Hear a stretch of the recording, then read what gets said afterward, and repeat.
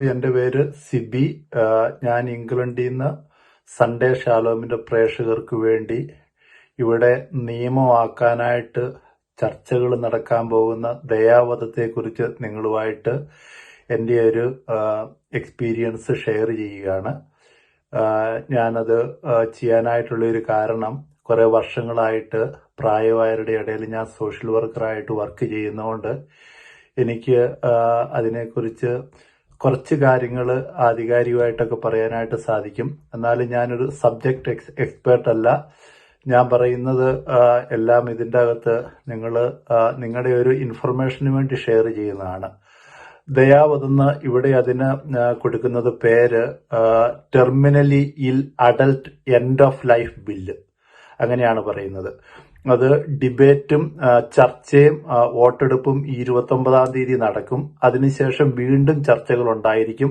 അതിനെല്ലാം ശേഷമാണ് അത് ബില്ലാകാനായിട്ട് പോകുന്നത്.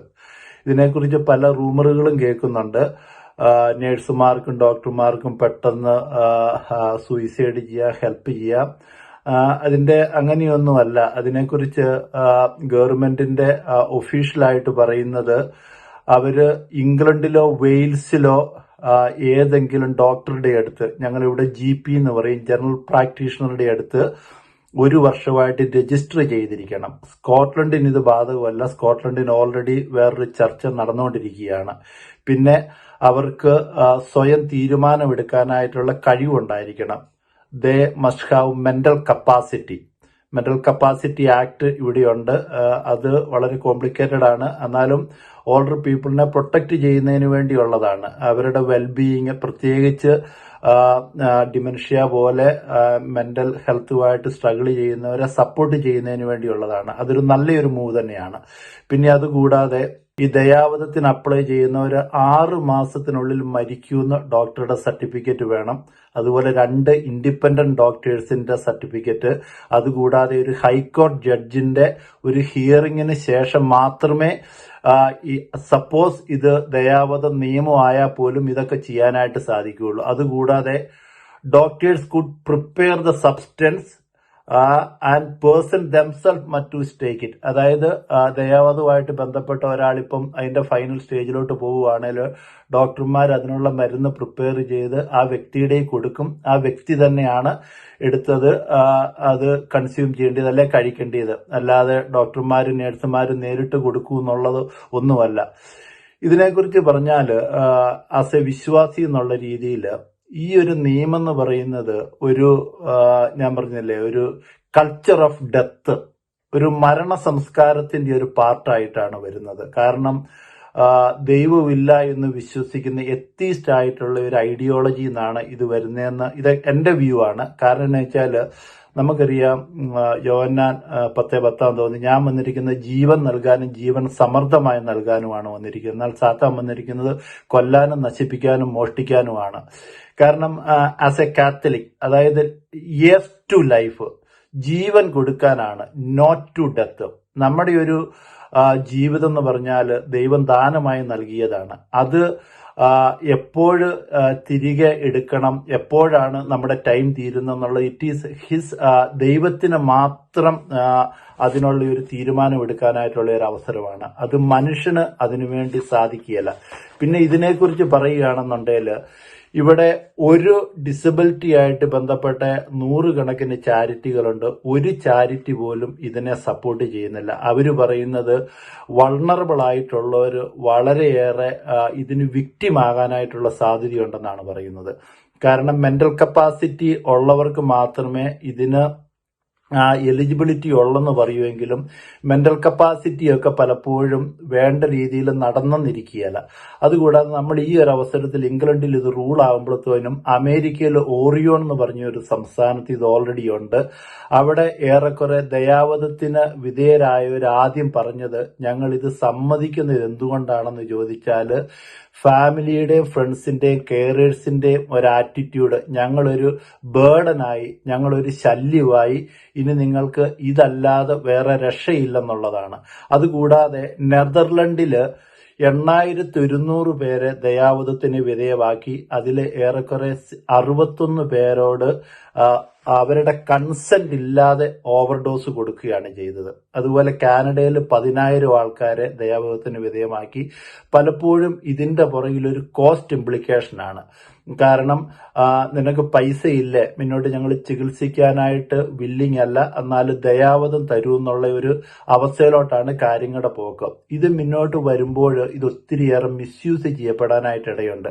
അതുപോലെ നമുക്കറിയാം, നമുക്ക് പ്രായമായവരെ സംബന്ധിച്ചിടത്തോളം അവർ രോഗശയ്യയിലാണെങ്കിൽ ഇന്ന് നമ്മൾ ചെയ്യുന്ന ഒരു കമ്പാഷനേറ്റ് കെയർ ആണ്. അവർക്ക് വേണ്ട കെയർ കൊടുക്കും, അവരെ പോയി സന്ദർശിക്കും, അവരുടെ personal care, eating and drinking, അതുപോലെ എല്ലാ കാര്യങ്ങളിലും കുടുംബം വളരെ സ്നേഹത്തോടും സമാധാനത്തോടും സന്തോഷത്തോടും കൂടി നമ്മൾ ചെയ്യും. അതിൽ നമ്മൾ ഒരു സംതൃപ്തി കണ്ടെത്തുന്നതാണ്. ഈ ദയാവധം നിയമമായി കഴിയുമ്പോഴത്തേനും ഇപ്പൊ തന്നെ അമേരിക്കയിലും കാനഡയിലും ഒക്കെ ദയാവധത്തിന് പോകുന്ന ആൾക്കാര് അതിനോടനുബന്ധിച്ച് നല്ല മ്യൂസിക്കുകളൊക്കെ കാണും. അവര് മരണത്തിന്റെ സ്റ്റേജിലോട്ട് പോകുന്നതിനെയൊക്കെ ഗ്ലോറിഫൈ ചെയ്യുന്ന ഒരു കൾച്ചർ ഡെവലപ്പ് ചെയ്തു വരികയാണ്. WHO വേൾഡ് ഹെൽത്ത് ഓർഗനൈസേഷൻ പറഞ്ഞു, ആ രീതിയിലുള്ള പാട്ടുകളും ആഘോഷങ്ങളും ഒന്നും വേണ്ട. There will be A tendency four suicidal culture. അതായത് എനിക്ക് എന്തെങ്കിലും സുഖമില്ല, അല്ലെ എനിക്ക് രക്ഷയില്ല, ഒത്തിരിയേറെ എക്സ്പെൻസീവ് ട്രീറ്റ്മെന്റ് ആണ്, എന്നാലും സൂയിസൈഡ് ഓപ്ഷനെ വെൽക്കം ചെയ്യുന്ന ഒരു കൾച്ചറിലോട്ട് അത് വരും. പിന്നെ ഇവിടെ കാണുന്ന ഒരു പ്രത്യേകത എന്താണെന്ന് ചോദിച്ചാൽ, ഈ കഴിഞ്ഞ ദിവസത്തെ ഡേറ്റ അനുസരിച്ച് ഇവിടെ ഹോസ്പീസ് ഉണ്ട്. ഇവിടെ വളരെ നല്ല രീതിയിലുള്ള ഹോസ്പീസ് ഉണ്ട്. ഇവിടെ കഴിഞ്ഞ കൊല്ലത്തെ ഒരു കണക്കനുസരിച്ച് ഏറെക്കുറെ 1,00,000 പേരോളം ഹോസ്പീസിൽ അഡ്മിഷൻ ലഭിക്കാത്തതിന്റെ പേരിൽ നേരത്തെ മരിച്ചെന്നാണ് കണക്ക് പറയുന്നത്.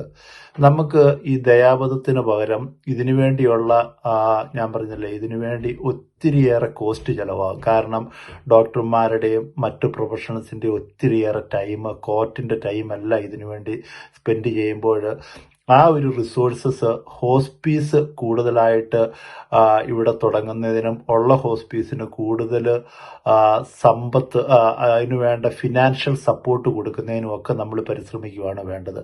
അതുപോലെ ഒരു ഓൾഡ് ഏജിലൂടെ കടന്നു പോകുന്നത് ഒരു പ്രായമായി പ്രത്യേകിച്ച് ബെഡ്രിഡൻ ആയിട്ടുള്ളവരെ സംബന്ധിച്ചിടത്തോളം അവർക്ക് വേണ്ടതൊരു കമ്പാഷനേറ്റ് കെയർ ആണ്. അവർക്ക് എപ്പോഴും അവർക്കൊരു ലോൺലിനെസ് ഇല്ലാതെ അവർക്ക് ഒരു സപ്പോർട്ട് ലഭിക്കുക, അതുപോലെ അവരുടെ റിലേറ്റീവ്സ്, ഫ്രണ്ട്സ്, നല്ല കെയറേഴ്സ് ഒക്കെ അവരെ വിസിറ്റ് ചെയ്യുക, അവർക്ക് മുന്നോട്ട് ഉള്ള ആഗ്രഹങ്ങൾ എന്താണ്. ചിലപ്പോൾ പലർക്കും ആ ഒരു സ്റ്റേജിൽ മരണത്തെക്കുറിച്ചൊക്കെ ഒരു പേടി വരും. അവർക്ക് നല്ലൊരു കോൺഫിഡൻസ് കൊടുക്കുക, ഒരു വിശ്വാസത്തെക്കുറിച്ചൊക്കെ അവർക്ക് എന്തെങ്കിലും കൂടുതലായിട്ടൊരു മാറ്റം വേണം, അല്ലെ പോട്ടെ അവർക്കൊരു നല്ലൊരു കുമ്പസാരം, അല്ലെ ഒരു വിശുദ്ധ കുർബാന, അതിനുള്ള സാഹചര്യങ്ങളൊക്കെ ഉണ്ടാക്കി കൊടുക്കുക. പ്രായമായവരെ സംബന്ധിച്ചിടത്തോളം നമ്മൾ വലിയ ഐഡിയാസോ ആശയങ്ങളും പറയാതെ നമ്മുടെ ഒരു സാമീപ്യം, ഒരു കമ്പാഷനേറ്റ് കെയർ, ഇതൊക്കെയാണ് വേണ്ടത്. അന്നേരം നമ്മൾ നമ്മുടെ ഫാമിലി ബന്ധങ്ങൾ ശക്തിപ്പെടുത്തുക. ഇതിലൂടെയൊക്കെ ഇതിനെ നമുക്ക് ഓവർകം ചെയ്യാനായിട്ട് സാധിക്കും. ഈ ഒരു രീതിയിലുള്ള ഒരു മരണ സംസ്കാരം വന്നു കഴിഞ്ഞിട്ടുണ്ടെങ്കിൽ പ്രായമായി കഴിയുന്നവരെ പലപ്പോഴും സൊസൈറ്റി ഒരു ബേർഡനായിട്ട് കാണും. എന്തുകൊണ്ട് നിങ്ങൾക്ക് ഈ ഒരു ഓപ്ഷൻ നിങ്ങൾക്ക് തിരഞ്ഞെടുത്ത് കൂടെ എന്ന് ചോദിക്കും. അത് സമൂഹത്തിൽ ഒത്തിരിയേറെ നെഗറ്റീവായിട്ടുള്ള ഒരു ഇൻഫ്ലുവൻസ് ഉണ്ടാകും. അതുകൂടാതെ നമ്മൾ മനസ്സിലാക്കേണ്ട ഒരു കാര്യം, ഡോക്ടേഴ്സ് ലൈഫ് സേവ് ചെയ്യേണ്ടവരാണ്, അവർ ലൈഫ് എൻഡ് ചെയ്യേണ്ടവരല്ല. അന്നേരം മെഡിക്കൽ പ്രൊഫഷന് തന്നെ ഇത് ഒത്തിരിയേറെ കോംപ്ലിക്കേഷൻസ് ഉണ്ടാക്കും. അതുകൂടാതെ ഒരു മരണ സംസ്കാരമാണ്. കാരണം ആൾക്കാർക്ക് ഹോസ്പിറ്റലുകളിൽ പോകാനായിട്ടുള്ള ഒരു പേടിയുണ്ടാകും. അതുകൂടാതെ എൻ്റെ ജീവിതം ഇനി എങ്ങനെയാവും എന്നുള്ളതിനെക്കുറിച്ച് ഒത്തിരിയേറെ ടെൻഷനാകും. അതുകൊണ്ട് ഇതൊരു കാരണവശാലും ഇതൊരു ബില്ലാകാനായിട്ട് നമ്മളിവിടെ അനുവദിക്കാനായിട്ട് പാടില്ല. മുന്നോട്ട് ഇത് ഒത്തിരിയേറെ മിസ്യൂസ് ചെയ്യപ്പെടും. അതുതന്നെയല്ല, നാളെ ഈ ബില്ല് നമ്മുടെ ഇന്ത്യയിലും കേരളത്തിലുമൊക്കെ വരാനായിട്ടുള്ള സാധ്യതകളുണ്ടാകും. അന്നേരം ഇതിന് ദൂരവ്യാപകമായിട്ടുള്ള ഫലം ഉണ്ടാകും എന്നുള്ള കാര്യത്തിൽ ഒരു സംശയവുമില്ല. നമുക്കറിയാം, മെഡിക്കൽ ടെർമിനേഷൻ ഓഫ് പ്രഗ്നൻസി, അതായത് അബോർഷൻ നിയമവിധമാക്കിയതിന് ശേഷം ഏറെക്കുറെ 50 മില്യൺ കുഞ്ഞുങ്ങളെയാണ് ഈ ലോകത്ത് നിന്ന് കൊന്നുകളഞ്ഞത്. ഇംഗ്ലണ്ട് പോലെയുള്ള ഒരു ചെറിയ രാജ്യത്ത് തന്നെ ഏറെക്കുറെ 500 കുഞ്ഞുങ്ങളെയാണ് ഒരു ദിവസം കൊല്ലുന്നത്. അതുകൊണ്ട് എന്താണ് ഈ ലോകത്തിൽ എയ്ഡ്സിനും ക്യാൻസറിനും ഡിമെൻഷ്യ പോലെയുള്ള മരുന്ന് കണ്ടുപിടിക്കാനായിട്ട് ദൈവം ഈ ഭൂമിയിലോട്ട് അയച്ച കുഞ്ഞുങ്ങളെയാണ് നമ്മൾ കൊന്നുകളയുന്നത്. അതുപോലെ മഹാത്മാഗാന്ധിജിയെ പോലെയും മാർട്ടിൻ ലൂതർ ജൂനിയറെ പോലെയുള്ള ആൾക്കാരെയൊക്കെ നമ്മൾ കൊന്നുകളയുവാണ്. ഈ ദൈവം ഈ ഭൂമിയിലോട്ട് അയച്ച കുഞ്ഞുങ്ങളെ കൊല്ലുന്ന ആ ഒരു സംസ്കാരം ഉള്ളിടത്ത് അതിനേക്കാളും വേഗത്തിൽ കാട്ടുതീ പോലെ ഈ ദയാവധം വളരാനായിട്ടുള്ള സാധ്യതയുണ്ട്. അതുകൊണ്ട് നമ്മുടെ ജീവിതത്തിൽ ദൈവം നമുക്ക് നൽകിയിരിക്കുന്ന ദാനമായി നൽകിയിരിക്കുന്ന ഈ ജീവിതം സന്തോഷത്തോടു കൂടി ജീവിച്ച് തീർക്കുക. എന്താണ് മനുഷ്യ ജീവിതം, നമ്മൾ എവിടെ നിന്ന് വരുന്നു, എങ്ങോട്ട് പോകുന്നു, ഇതിനെക്കുറിച്ചൊക്കെ വ്യക്തമായിട്ടുള്ള ധാരണ ഉണ്ടായിരിക്കുക. കൂടുതലായിട്ട് ദൈവ മനുഷ്യ ബന്ധങ്ങൾ പഠിക്കാനായിട്ട് സാധിക്കുക. നമ്മുടെ ജീവിതത്തിൻ്റെ മീനിങ് എന്താണ്. അതുകൊണ്ട് ഒരു കാരണവശാലും ഇത് നടത്താനായിട്ട് പാടില്ല. കാരണം ഇത് നടന്നു കഴിഞ്ഞാൽ നമ്മുടെയൊക്കെ ലൈഫിൽ അതൊരു ദുരന്തമായിട്ട് മാറാനായിട്ടുള്ള എല്ലാ സാധ്യതകളും ഉണ്ട്. നിങ്ങളുടെ അതാത് കോൺസ്റ്റിറ്റ്യുവൻസിയിലുള്ള MP-മാർക്ക് നിങ്ങൾ കത്തെഴുതുക, ഇമെയിൽ അയക്കുക, അല്ലെ കാർഡ് പോസ്റ്റ് ചെയ്യുക. അതുപോലെ നിങ്ങളെക്കൊണ്ട് ചെയ്യാൻ പറ്റുന്ന എല്ലാം ചെയ്യുക. അതോടൊപ്പം തന്നെ ഇതിനു വേണ്ടി ശക്തമായിട്ട് പ്രാർത്ഥിക്കാനും നമുക്ക് പരിശ്രമിക്കാം. Okay friends.